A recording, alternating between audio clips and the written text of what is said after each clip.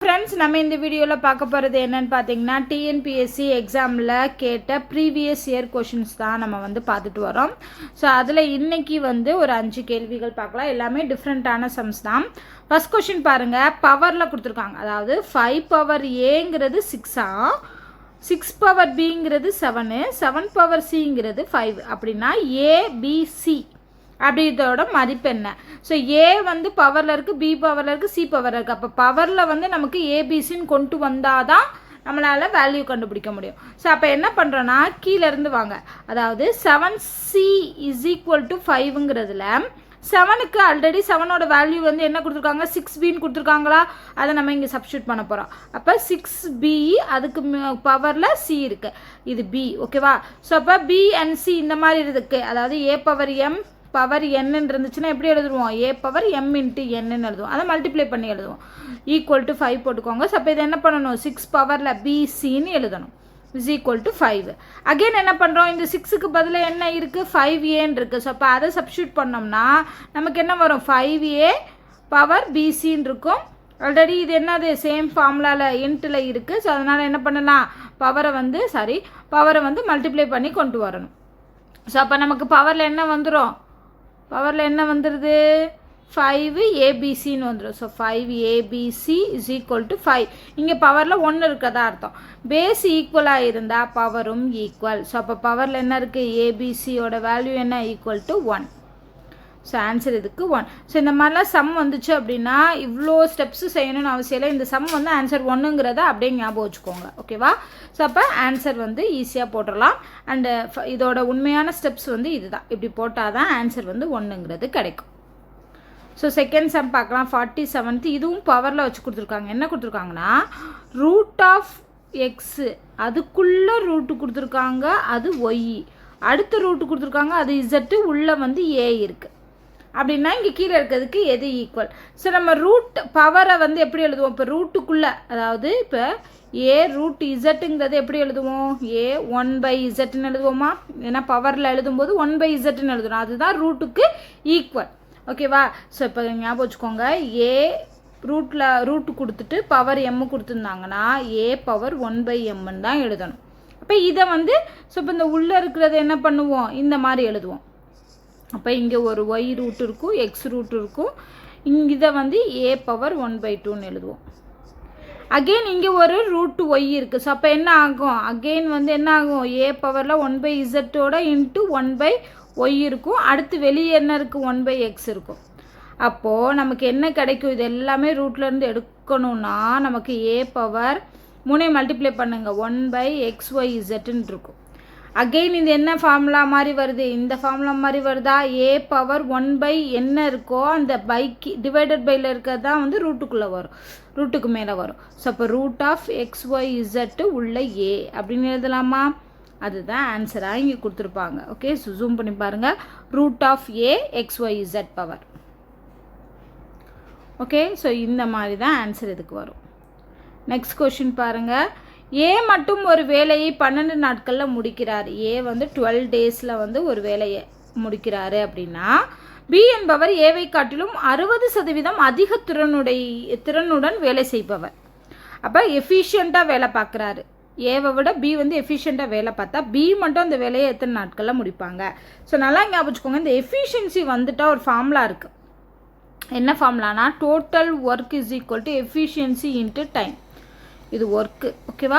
So இது ஒரு formula இருக்குது. அந்த ஃபார்முலா வச்சும் போடலாம். இல்லைனா நார்மலாக ஜென்ரலாக பாருங்களேன். இப்போது ஏவும் பியும் எஃபிஷியன்சி பார்க்கும்போது ஏ 100% வேலை பார்த்து 100 வேலை பார்த்துச்சுன்னா பி 160 வேலை பார்க்கும். ஓகேவா? ஸோ அப்போ இது நம்ம பர்சன்டேஜில் எழுதும்போது என்ன? 160 டிவைடட் பை 100. பி பார்த்தது 160 வேலை, ஏ பார்த்தது 100 வேலை. ஓகேவா? ஸோ இப்போ ஏ 12 டேஸில் வேலை பார்க்குது ஒரு வேலையை. அப்போ 1 டேயில் எவ்வளோ வேலை பார்க்கும்? 1/12 ஒர்க்கு பார்க்கும். இது பிக்கு பார்க்கும்போது எஃபிஷியன்சியை நம்ம கால்குலேட் பண்ணணும். ஏன்னா அதாவது ஏவை விட பி ரொம்ப சீக்கிரமாக அதிகமாக வேலை பார்க்குதுன்னா கண்டிப்பாக கம்மியான டேஸ்லேயே முடிச்சிடும் தானே அது. அப்போது பியோட எஃபிஷியன்சி வேணும். அப்படிங்கிறப்போ நமக்கு என்ன வேணும்? அவங்க எவ்வளோ எஃபிஷியண்ட்டாக வேலை பார்க்குறாங்க? 160 டிவைடட் பை 100 எஃபிஷியன்ஸாக வேலை பார்க்குறாங்க. 1/12 ஒர்க்கை 1 டேயில் ஓகேவா? சப்போ இதை நம்ம சிம்பிளிஃபை பண்ணலாம். சிம்பிளிஃபை பண்ணோம்னா நமக்கு என்ன கிடைக்கும்? இதை அடித்தோம்னா 8 8 2 16 5 2 10 இங்கே அடிக்கலாம். 4 2 8 6 2 12 2 4 3 2 6. ஸோ அப்போ என்ன வருது? 2/15 வருது. இது அவங்க பார்த்த எஃபிஷியன்சி ஒர்க்கிலேருந்து நமக்கு டேஸ் வேணும் அப்படின்னா என்னவா மாறணும்? இதை வந்து கன்வெர்ட் பண்ணணும். அதாவது தலைகீழ ரெசிப்ரோக்கல் போடணும். ஸோ 15/2 15/2 சிம்பிளிஃபை பண்ணும்போது 7.5 days அப்படிங்கிறது கிடைக்கும். அடுத்த கொஷின் பாருங்கள். ஸோ இது வந்து A/B வந்து ரேஷியோ வந்து 4/5ன்னு கொடுத்துருக்காங்க. B/Cயோட ரேஷியோ வந்து 15/16 கொடுத்துருக்காங்க. அப்படின்னா C² - A² அதோட value divided by C² + A² value என்னன்னு கேட்டிருக்காங்க. அதாவது ABBC கொடுத்துருக்காங்க. இதுலேருந்து நம்ம என்ன கண்டுபிடிக்கணும்? ஏவோட ரேஷியோ சிஓட ரேஷியோ தெரிஞ்சால் தான் நம்ம இதில் சப்ஸ்டியூட் பண்ண முடியும். ஸோ AC மட்டும்தான் வேணும், நமக்கு B தேவையில்லை. ஸோ இதில் பாருங்கள், இது ரெண்டையும் மல்டிப்ளை பண்ணலாமா?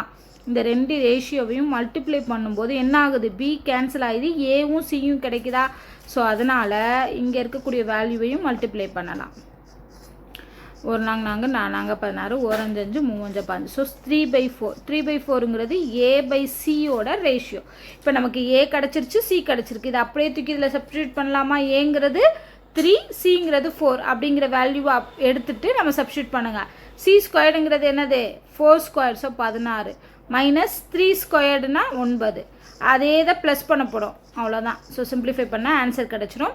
16ல் 9 போச்சுன்னா 7, 16 9 கூட்டினோம்னா 25. ஸோ ஆன்சர் வந்து 7/25, அவ்வளோதான். ஸோ இங்கே வந்து ரெண்டையும் மல்டிப்ளை பண்ணோம்னாலே ஈஸியாக ஏவோட வேல்யூ சிஓட வேல்யூ கிடச்சிருது, ரேஷியோவோட வேல்யூ. அடுத்த கொஷின் பாருங்கள். இந்த மாதிரி கொஷின் நிறைய கேட்பாங்க. என்னென்னா 6 மணிகள் முதலில் ஒன்றாக அடிக்கும். அதாவது 6 மணியும் ஃபஸ்ட்டு ஒரு தடவை அடிச்சிருது. அதுக்கப்புறமா 2 நிமிஷம் 2 செகண்டு 4 செகண்டு 6 செகண்டு 8 செகண்டு 10 12ன்னு சொல்லி இந்த செகண்ட்ஸ் இடைவெளி விட்டு அடிக்குது. அப்போது 30 நிமிஷத்தில் எத்தனை முறை இந்த 6 மணியும் ஒன்றா அடிக்கும் அப்படின்னு கேட்குறாங்க. இந்த ஒன்றா அடிக்கும் அப்படின்னு கேட்டாங்கன்னா அங்கே கொடுத்துருக்க நம்பர்ஸ்க்கு எல்லாமே எல்சிஎம் எடுக்கணும். எல்சிஎம் எடுத்தோம்னா அது எல்லாமே ஒன்றா எவ்வளோ டூரேஷனுக்கு நடுவில் அடிக்குங்கிற அந்த செகண்ட்ஸ் வந்து நம்ம கண்டுபிடிச்சிடலாம். ஸோ அதை வச்சு நம்ம என்ன பண்ணலாம்? 30 நிமிஷத்துக்கு எத்தனை முறை அடிக்கும் அப்படிங்கிறத கால்குலேட் பண்ணணும். இப்போ ஃபஸ்ட்டு பாருங்கள், 2 4 6 8 10 12 இந்த செகண்ட்ஸ் இடைவெளி தான் அடிக்கும். அப்போ இதுக்கு எல்சிஎம் எடுக்கலாம்.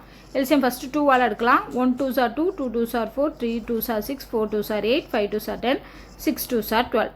அகெயின் என்ன பண்ணணும்? 2 போடணும். 2 இங்கே 1 3 அப்படியே வச்சுக்கலாம். அடுத்து 2 2s are 4, 5 அப்படியே வச்சுக்கலாம். 3 2s are 6. ஓகே, ஸோ அவ்வளோதான் வரும்.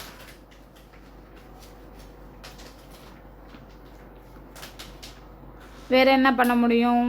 வேறு அவ்வளோதான். 3 எடுக்கலாம். 3 எடுத்தோன்னா 1 1 1 2 5 1, அவ்வளோதான்.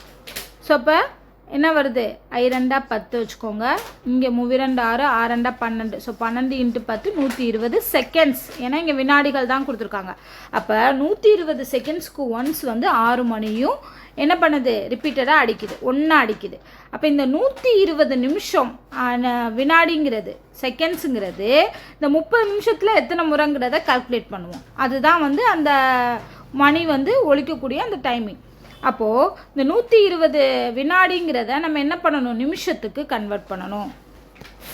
இப்போ பாருங்கள், அதாவது 1 நிமிஷம் 1 மினிட்னா 60 செகண்ட். அப்போ 2 மினிட்ஸ்னால் தானே 120 செகண்ட்ஸ் வரும். அப்போது 120 செகண்ட்ஸுங்கிறது எவ்வளோ நிமிஷம்? 2 நிமிஷம். ஆல்ரெடி 30 நிமிடங்கள் ஒலிக்குது. ஸோ அப்போ 30 நிமிஷத்தில் இந்த 2 நிமிஷங்கிறது எவ்வளோ டைம்? So அடித்தோம்னா 15 time. எடுத்தோடனே அப்படியே டக்குன்னு ஆன்சர் 15ன்னு போட்டுறாதீங்க. 15 தப்பு. ஏன்னா ஃபஸ்ட்டு 1 டைம் வந்து அடிச்சிருக்கு, அதையும் நம்ம கவுண்ட் பண்ணணும். ஏன்னா 6 மணிகள் முதலில் ஒன்றாக அடிக்கும் அப்படின்னு சொல்கிறாங்க. அதுக்கப்புறம் தான் 2 மினிட்ஸ்க்கு ஒன்ஸ் வந்து ரெண்டுமே, அதாவது அந்த 6 மணிகளும் அடிச்சுக்கிட்டே இருக்குது. அப்படிங்கிறப்போ 15. ஸோ 15 + 1 16. ஸோ இதுக்குரிய ஆன்சர் என்னது? 16. நம்மளை ட்விஸ்ட் பண்ணுறதுக்காகவே இந்த மாதிரி சம்ஸ்லாம் கேட்பாங்க. ஸோ இந்த 1ஐயும் ஆட் பண்ணாதான் ஆன்சர் வந்து கரெக்டாக வரும். ஓகேவா? ஸோ இந்த மாதிரி சம்லாம் கேட்டாங்கன்னா ரொம்ப ஈஸி.